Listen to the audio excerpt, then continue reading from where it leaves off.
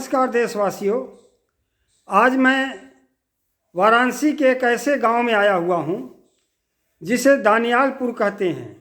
यह शिवपुर विधानसभा क्षेत्र में आता है और यहाँ पर एक बहुत ही बुजुर्ग व्यक्तित्व जिनका सामाजिक योगदान बहुत ज़्यादा रहा है, हरिलाल प्रसाद जी, जो क्लास 2 अफसर से रिटायर हुए और जिस गांव में हैं ये वरुणा के किनारे का गांव है, एकदम सटा हुआ है। बाढ़ से यहाँ पर तबाही बराबर आती रही है। इस तबाही वाले क्षेत्र में जो विकास के कार्य आज इधर दिखाई पड़ रहे हैं बड़े पैमाने पर, इन लोगों की देन है। रिटायरमेंट के बाद समाज सेवा के धरातल पर इन्होंने समाज सेवी लोगों से मिलकर के काफ़ी प्रयास किया इस क्षेत्र के लिए। अपने घर में बहू को इन्होंने जिला परिषद का सदस्य तक बनाया। इतना ही नहीं, और इनके 3 बेटे हैं, तीनों भारत सरकार के पर्यटक गाइड हैं, अपने अपने क्षेत्र में बहुत बुलंदी पर हैं। और इस गांव के क्षेत्र से ये भारत में हमारी मुद्रा आगे बढ़े, ये निर्यात का भी काम यहाँ से शुरू करते हैं। लोगों के लिए बहुत प्रेरणादायक हैं। मैं सीधे ले चलता हूँ। आज मैं उनके जीवन वृत्त को जानना चाहूँगा, उन्हीं की जुबानी। भैया, अपना परिचय देते हुए तू बतावा, आप कहाँ मतलब कब पैदा भइला, और आप अपने सर्विस लाइफ के बारे में थोड़ा जो कुछ भी है आपके पास पुरातन आप अपने दीजिए। एक तरह से आपका जीवन वृत्त तो कोई छपा हुआ किताब नहीं है, तो आपसे ही जो सुन कर के हम देश और समाज को देना चाहेंगे, तो आप दीजिए। मेरी पैदाइश जो है वास्तव में 1937 में हुई है। अच्छा।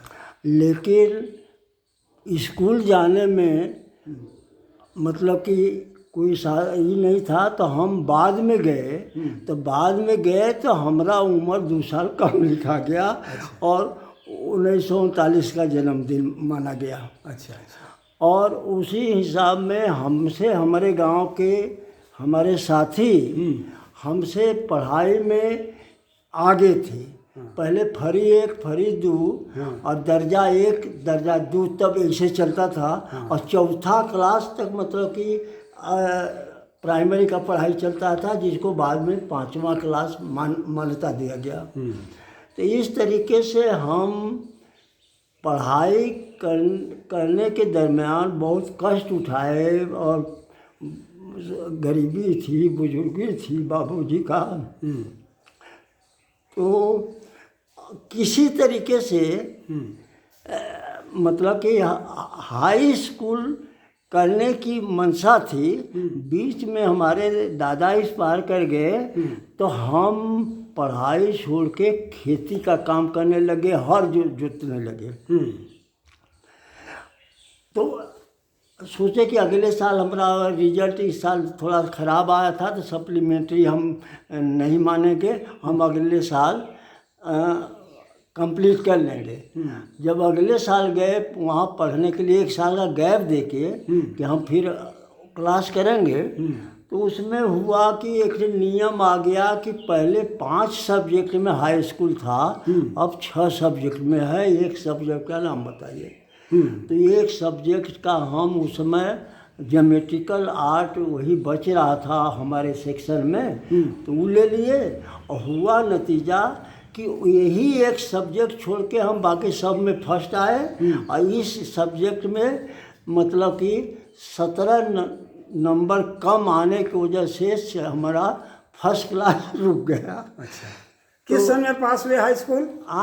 किस सन में हाई स्कूल पास हुए? हम हाई स्कूल पास हुए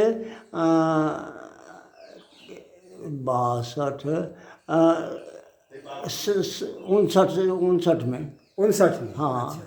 तो बाद में 59 नहीं, हाई स्कूल हम पास किए शायद 58 में, 59 में 23 में चले आए। तो मैंने याद नहीं है आपको? याद नहीं हाई स्कूल कब आप पास किए? नहीं, हाई स्कूल हम किए हैं 66 में, 66 कर 56 में। 1956 में आप हाई स्कूल किए? हाँ हाँ। अच्छा। तो बाद में 1956 में बाबा साहब अम्बेडकर भी मरे? हाँ हाँ हाँ हाँ हाँ जी, बताएं। हाँ।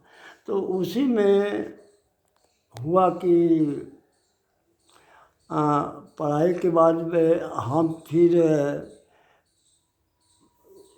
1 साल का हमारा जो गैप हो गया ये दादा के मरने के बाद। हाँ। तो फिर बाद में हम पढ़ाई शुरू किए। तो उसी में आपको बतलाएं कि पहले जो 4 सब्जेक्ट होता था वो 5 सब्जेक्ट हो गया, 5 सब्जेक्ट होता था, एक से 6 सब्जेक्ट हो गया हाई स्कूल में। हाँ। तो एक सब्जेक्ट वही नया लेने में हाँ। हमको उसमें केवल मतलब कि सेकेंड क्लास आया, जिसके चलते हमारा सेकेंड, बाकी सब में फर्स्ट क्लास का मार्क है। 2 सब्जेक्ट में हम डिक्टेंशन हमेशा पाए हैं, मैथ में और ज्योमेट्रिकल आर्ट में। अच्छा। हाँ, वो अभी है हमारे पास। तो इस तरीके से बाद में इंटर के बाद आप नौकरी में गए? नहीं, इंटर के बाद हम चले गए मतलब कि देवरिया डिग्री कॉलेज में हायर एजुकेशन के लिए। अच्छा, बीए करने के लिए? हाँ। और बाद में जैसे बाबूजी के मरने के बाद हमको ज़रूरत से ज़्यादा जिद पैदा हो गया। बाबूजी उसी साल मरे जबकि हम देवरिया पढ़ने गए। हाँ। और उस पीरियड में वो बीमार पड़े हुए थे और यहाँ आपके ही वहाँ बगल में वहीं पर इलाज चल रहा था। हम बराबर वहाँ करीब करीब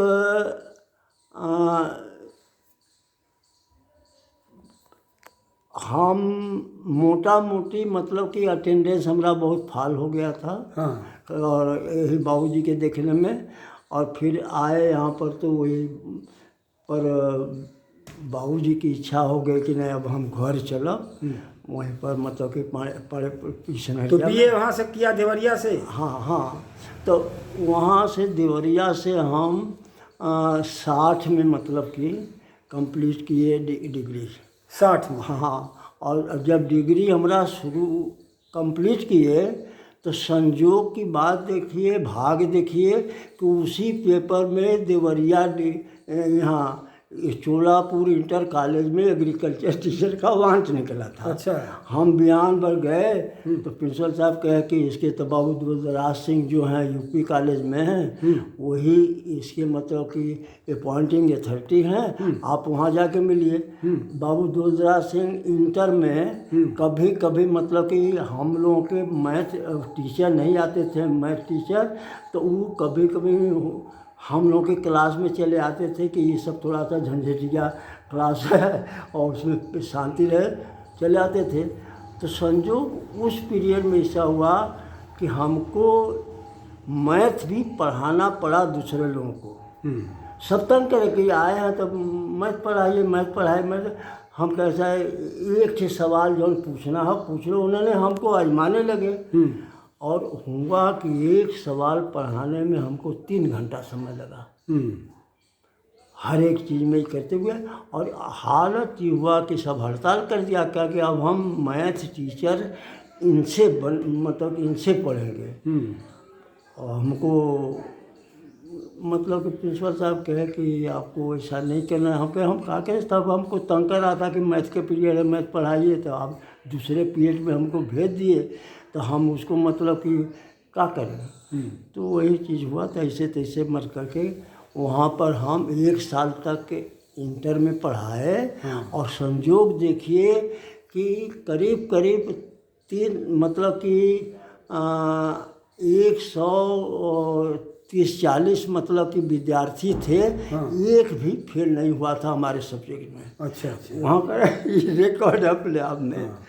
तो उसके बाद तो हम चले आए वहाँ मतलब कि चोलापुर इंटर में, मतलब कि यूपी में हम चले गए बिहार में। हम कहीं बिहार में स्केल ज़्यादा था तो यहाँ पर 120 रुपया मिलता था तनख्वाह, वहाँ पर 201 रुपया मिलता था। तो हम यहाँ से चले गए बिहार। तो बिहार जाकर के आप पढ़ा रहे थे या क्या कर रहे थे? पढ़ाता पहले रिसर्च में थे, वहाँ पर सिंचाई अनुसंधान केंद्र में थे। और उसके बाद बाद में चले गए एजुकेशन में पढ़ाने में। और फिर इधर उधर घूमते घूमते तो हमको वहाँ बोध गया का जो विधायक थे बड़ी तंग करते थे हम कि आप हमारे यहाँ चलिए, वहाँ पर हम आपको वीडियो में रखाएंगे, है करेंगे। वो हम के सुने, हम अपने चाहने पर अपने मन से कहीं भी जा सकते हैं, हम सक्षम हैं। ब्लॉक की नौकरी में कब आए आप? हाँ, ब्लॉक की नौकरी में कब आए? ब्लॉक की नौकरी में हम आए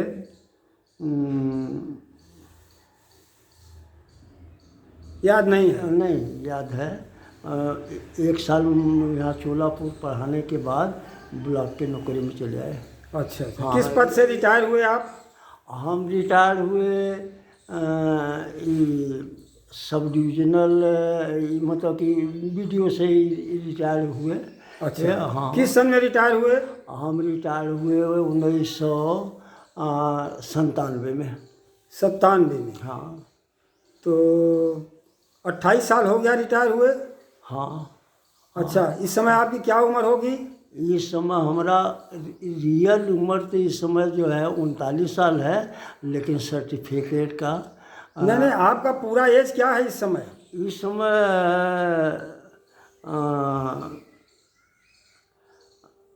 85 साल। 85 साल से थोड़ा ज़्यादा है। हाँ। और रियल एज हमारा जो है 87 साल है। अच्छा अच्छा अच्छा। वो 2 साल जो बता आपके कितने बच्चे हैं?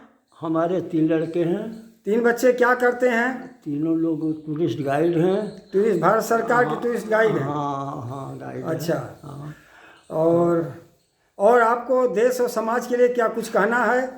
देश समाज के लिए तो यही एक चीज़ यही कहना है कि हम शायद दीनदयालपुर में पैदा नहीं हुए रहते तो इस इलाके का प्रगति नील रहता है आज तक।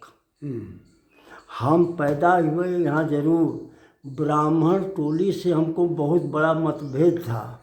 और उस मतभेद के बावजूद पूरे बभनौटी का समूचा एक एक वर्क जो है हम संपन्न कराए हैं कि आज पूरे देश का जो अपने यहाँ का जो स्थिति है, रोड वगैरह सब, वो कुछ हम लोग नौकरी के दरमियान शुरू में नहीं कुछ कर सके।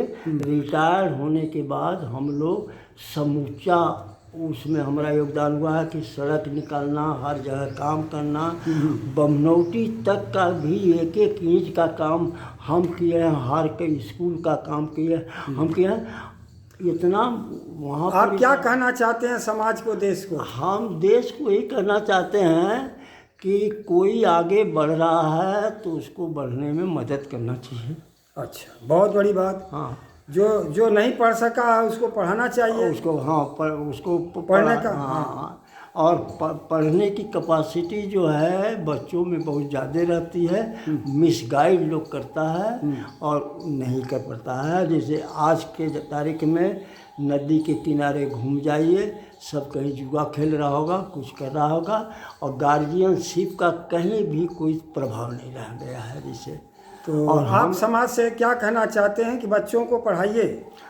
देखिए, पढ़ाई जो है समाज के या लोगों के बढ़ने के आगे का एक ही पढ़ाई जो है जरिया है। और जो शिक्षा से पिछड़ गया है वो मतलब कि उसका खानदान तो शिक्षा तो आज की जो सरकार है बहुत महंगी कर दी है, कैसे गरीब पढ़ेंगे? नहीं, पढ़ने वाले तो पढ़ेंगे, ये बात नहीं है। जिसके अंदर खाने की इच्छा है वो खा के रहेगा, पढ़ने की इच्छा है पढ़ के रहेगा। और जिसके पास कोई माने हर व्यक्ति के अंदर संकल्प पैदा करना होगा और उसके लिए एटमॉस्फेयर भी पैदा करना पड़ेगा। हाँ। पारिवारिक और हर एक तरह के। बहुत अच्छा, बहुत बहुत धन्यवाद आपका। हमको सानिध्य मिला आपका, हमें जीवन वृत्त के बारे में कुछ जानने को मिला और यह देश और समाज को काम आएगा।